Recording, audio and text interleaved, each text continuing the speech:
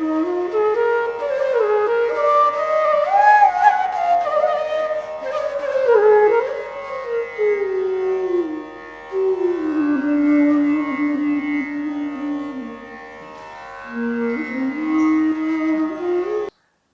যখন এই যে প্রাচ্যকলায় ভর্তি হলাম, আমার তো ক্লাসমেট যারা প্রি ডিগ্রিতে ছিল তারা সবাই যার যার পছন্দের, বিশেষ করে যারা ড্রয়িং অ্যান্ড পেন্টিংয়ে পড়ে, হ্যাঁ, তারা মনে করতো যে তারা সবচাইতে ভালো বিভাগে ভর্তি হয়েছে এবং এই বিভাগটাই হচ্ছে আসল, এখান থেকেই আসলে শিল্পী হতে হয়। তো তাদের মধ্যে একটা গর্ববোধ ছিল। আর আমি প্রাচ্যকলায় ভর্তি হয়েছি, একে তো বিভাগই নাই, তারপরে শিক্ষক নাই, তারপরে তাদের একটা প্রাচ্যকলা সম্পর্কে ধারণা হচ্ছে মিনিয়েচার ছবি, ছোট ছোট ছবি আঁকতে হবে। তো ওরা বলে যে ও তো ভর্তি হলো, ওর জীবনটাই নষ্ট, হ্যাঁ, ছবিও আঁকতে পারবে না, আঁকলেও সব ছোট ছোট ছবি আঁকবে, আর ওয়াটার কালার, তেল রঙে তো জীবনে ও আঁকা শিখতে পারবে না। তো এইসব কথা শুনে আমার জেদ চাপতো, আচ্ছা ঠিক আছে দেখি। তো ওই প্রথম ভর্তি হয়েই তেল রঙে এরকম বড় বড় ক্যানভাসে পেন্টিং করে ফেললাম এবং সেই পেন্টিং অ্যানুয়াল এক্সিবিশন দিলাম, বিক্রি হয়ে যেত। তার মানে মানে এগুলি জেদে করেছি যে দেখো এখানে বিভাগে পড়লে আমি এগুলি করতে পারবো কিনা। যখন করার কথা না তখন এগুলি করে ফেলেছি। এবং এই যে অয়েল পেন্টিং, আসলে water colour, oil painting, wood cut, etching, litho, যত মাধ্যম আছে এগুলি হচ্ছে ছবি আঁকার উপকরণ। তো তেল রং একটা সেরকম, কিন্তু তেল রং হলেও ওয়াটার কালার দিয়ে যেমন আমি প্রাচ্যধারার কাজ করেছি, তেল রং দিয়েও প্রাচ্যধারারই কাজ করেছি। মানে ছবির ধারা হচ্ছে দুইটা, একটা পশ্চিমা ধারা, একটা এশীয় ধারা। মিডিয়া সবার জন্য এক, যে যে মিডিয়া পছন্দ করে সেই মিডিয়া তার মতো করে কাজ করবে। ও অয়েল কালার দিয়ে পশ্চিমা ধারাতেও কাজ করা যায়, আবার এশীয় ধারাতেও কাজ করা যায়। তবে প্রাচ্যধারার সঙ্গে ওয়াটার কালারের সম্পর্কটা একটু বেশি ঘনিষ্ঠ। আর এই যে অবনীন্দ্রনাথ ঠাকুর তারা যে কাজ করেছেন তখন এই যে চীন থেকে, মানে জাপান থেকে কিছু শিল্পী এসেছিলেন, তারা ওয়াটার কালার ওয়াশ টেকনিকটা তখন শান্তিনিকেতনে প্রচলন করেছিলেন। তো এই ওয়াটার কালার ওয়াশ টেকনিকের সঙ্গে প্রাচ্যধারার ছবির ঘনিষ্ঠ সম্পর্ক। তার অর্থ এই না যে আর কোনো মাধ্যমে কাজ করা যাবে না, আমি তো সব মাধ্যমে কাজ করেছি। যেমন এক পর্যায়ে আমার বাটিকটা ভালো লাগতো। বাটিকে একটা রেখার যে ধরনের চরিত্র বৈশিষ্ট্য, এগুলি খুবই আকর্ষণীয় মনে হতো আমার কাছে। তারপরে রং মিলেমিশে এক ধরনের সেন্সিটিভ পরিবেশ তৈরি করত। তো আমার মনে হলো বাটিকটা শিখব, কিন্তু বাংলাদেশে বাটিক শেখার কোনো জায়গা নেই, চারুকলাতেও নেই। এইটা নিয়ে নিজে নিজেই মানে চেষ্টা করতে থাকলাম, অনেক কিছু নষ্ট করলাম, কাপড় নষ্ট, টাকা নষ্ট, রং নষ্ট। তারপরে এক পর্যায়ে জানতে পারলাম যে ইংলিশ রোডে, যে পুরান ঢাকায় ইংলিশ রোডে একজন নন বেঙ্গলির দোকান আছে, সে নাকি বাটিকের রং বিক্রি করে।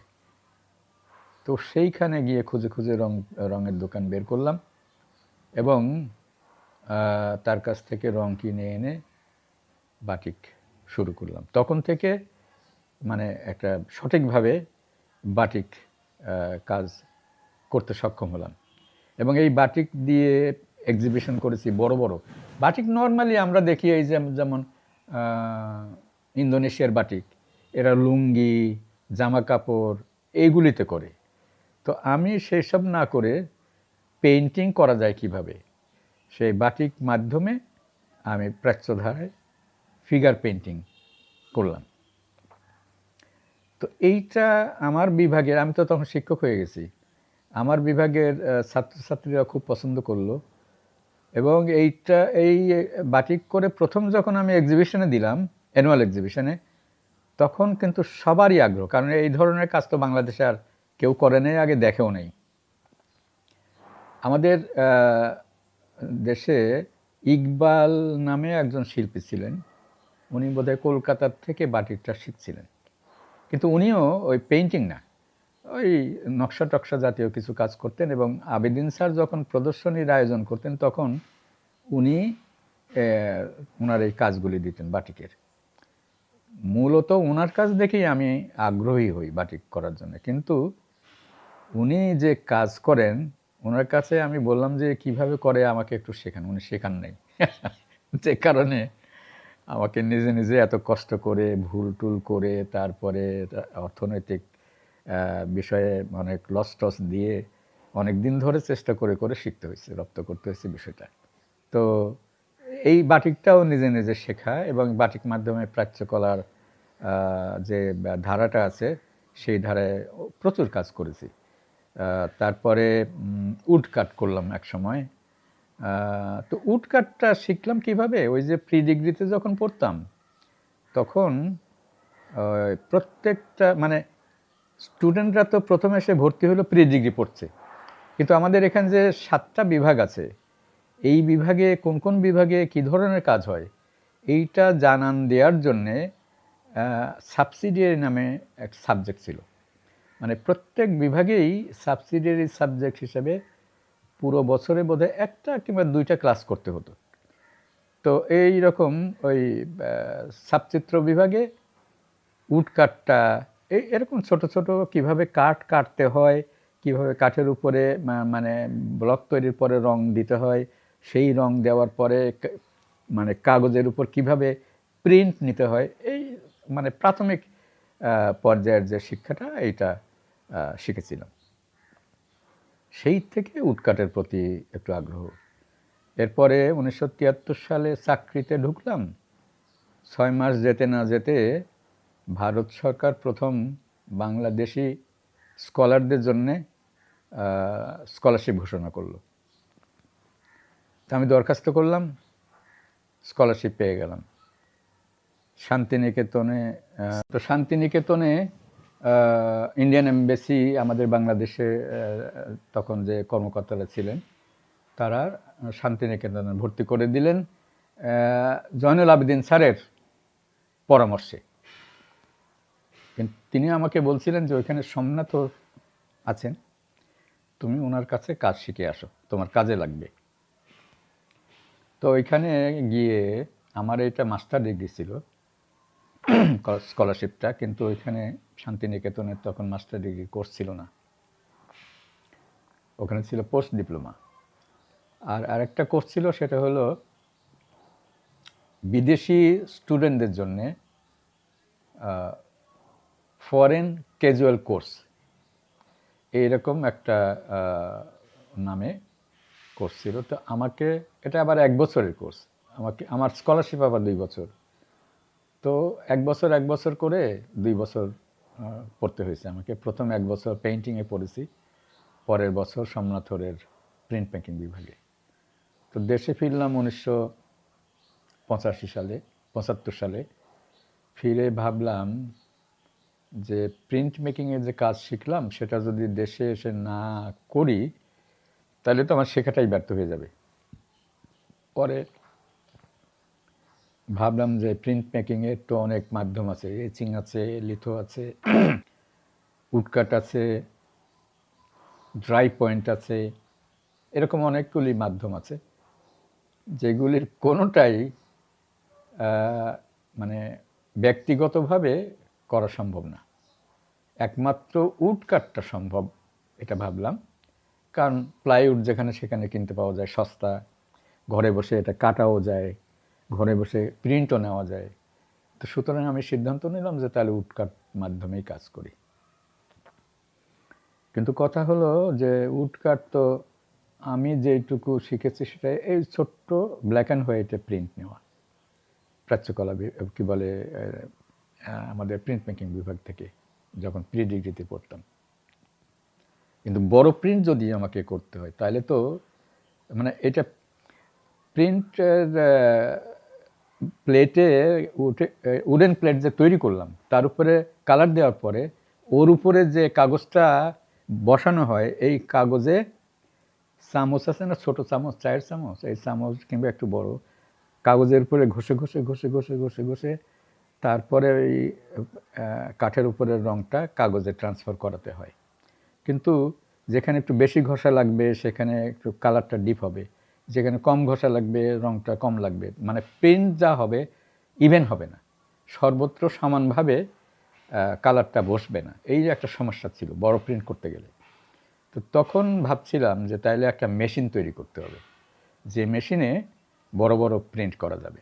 তখন ওই যে আমি পুরন ঢাকায় গিয়ে সিলিন্ডার, গ্যাস সিলিন্ডার আছে না, বড় বড় 2টা গ্যাস সিলিন্ডার কিনলাম লম্বা, এবং অ্যাঙ্গেল, লোহার অ্যাঙ্গেল, যা যা দরকার একটা মেশিন তৈরি করতে, এগুলি কিনে মিস্ত্রিকে নিয়ে যারা ওয়েল্ডিং কাজ করে এই মিস্ত্রিকে বুঝাই দিলাম এইভাবে এইভাবে আমাকে একটা মেশিন তৈরি করে দেন। তো সেইভাবে মেশিনটা তৈরি করে নিলাম।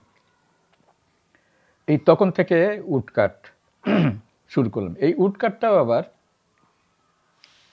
আমাদের যে প্রিন্ট মেকিং বিভাগ আছে সেইখানে এখন স্বয়ংসম্পূর্ণ বিভাগ, আগে যখনকার কথা বলছি তখন শুধু সাবসিডিয়ারি সাবজেক্ট হিসেবেই শেখানো হতো। তো সিরিয়াসলি কেউ কাজ করতেন না ওই কীভাবে সিরিয়াস প্রিন্ট করা যায়। তো জাপানি প্রিন্ট দেখতাম, সূক্ষ্ম সূক্ষ্ম রেখা কাঠ খোদাইয়ে, আমার মাথায় ঢুকতো না যে এত চিকন রেখা কাঠ কেটে কিভাবে করা যায়। তাও আরও পড়াশোনা শুরু করলাম, ছবি দেখা শুরু করলাম, পড়তে পড়তে পড়তে পড়তে তারপরে কিছুটা ধারণা অর্জন করলাম কিভাবে ওই রকম সূক্ষ্ম রেখা রাখা যায়। তো পরে সেইভাবে কাজ করা শুরু করলাম এবং সাকসেসফুলি করতে পারলাম। এই কাঠ খোদাইয়ের এই কাজগুলি ইন্টারন্যাশনাল এক্সিবিশন যেগুলি হতো বিদেশে, এসব জায়গায় পাঠাতাম, প্রশংসা পেত, পুরস্কারও পেত।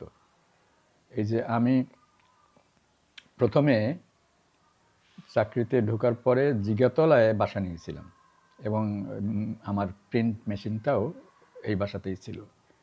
পরে আমাকে দায়িত্ব দেওয়া হলো হোস্টেলের ওই ছাত্রদের ছাত্রাবাসে সুপার হিসাবে। তো তখন মেশিন টেশিন সহ হোস্টেলে গিয়ে উঠলাম 1980-এর আগে উঠেছি, 1980-র দিকে, 80-র আগে না, 80 সালেই। কিন্তু ওই যে আমাদের শিল্পকলা একাডেমিতে যে 2 বছর পর পর এশীয় দ্বিবার্ষিক চারুকলা প্রদর্শনী হয় না, এই প্রদর্শনীটা 1981 সালে প্রথম শুরু হয়। তো আমি হোস্টেলে উঠে কাঠ খোদাই মাধ্যমে একটা ছবি করলাম প্রথম, এবং এই ছবিটা 1981 সালের যে প্রদর্শনী এশীয় চারুকলা, সেই প্রদর্শনীতে দিলাম। এবং দেখা গেল এই যে এটা প্রদর্শনীটা এমন, মানে প্রথম তো বাংলাদেশে এইরকম একটা আন্তর্জাতিক প্রদর্শনী হচ্ছে, এশিয়া দেশের সমস্ত বড় বড় শিল্পীরা অংশগ্রহণ করছেন। মানে বিষয়টা একেবারেই নতুন এবং খুবই সবার জন্য গুরুত্বপূর্ণ, যে সারা বিশ্বের, মানে সারা এশিয়া দেশের বড় বড় শিল্পীদের অরিজিনাল কাজগুলি দেখা যাবে।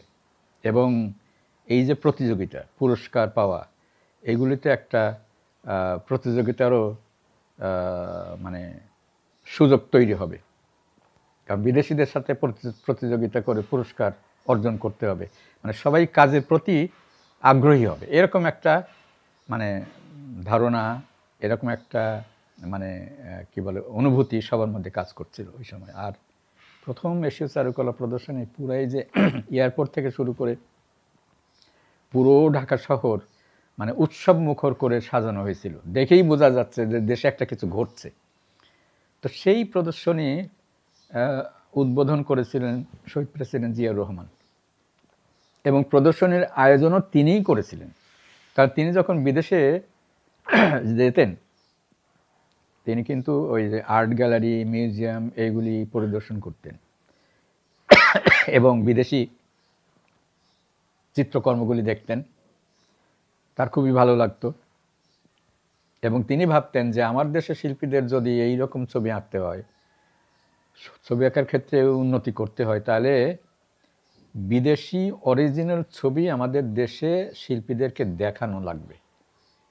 এই ধারণার থেকেই তিনি এই যে এশীয় চারুকলা প্রদর্শনীর আয়োজন করলেন, যাতে অরিজিনাল ছবিগুলি এই প্রদর্শনীতে আসে এবং আমাদের দেশের শিল্পীরা দেখতে পান এবং নিজেদের কাজকর্মগুলো দেখে উন্নতি করতে পারেন, উন্নয়ন সাধন করতে পারেন নিজেদের কাজের। এইরকম একটা ধারণা নিয়ে তিনি এটা আয়োজন করলেন এবং প্রথম প্রদর্শনীটা তিনি উদ্বোধন করলেন। তো এই প্রদর্শনীতে আমার ওই যে কাঠখোদাইয়ের কথা বললাম যে ছাত্রাবাসে গিয়ে করলাম, সেই কাঠখোদাই ছবিটা স্বর্ণপদক পেল। অদ্ভুত একটা বিষয়, মানে আমার বয়সও তো তখন অনেক কম। আমাদের দেশে তো তখন এই প্রিন্ট মেকিংয়ের অনেক বড় বড় শিল্পী আছেন, সবাই কিন্তু তখন কম্পিটিশনে ছবি দিয়েছেন। তো কেউ পেল না, আমি, আমার বয়স কম, কেউ চিনে না, আমি পেয়ে গেলাম। এতে করে শহীদ প্রেসিডেন্ট জিয়াউর রহমান মহাখুশি যে ওনার আয়োজনটা সার্থক হলো, বাংলাদেশের শিল্পী পুরস্কার পেল, স্বর্ণপদক। হ্যাঁ, বাংলাদেশের মানে নাম এখন মানে ছড়াই যাচ্ছে সারা দেশে, সারা বিশ্বে।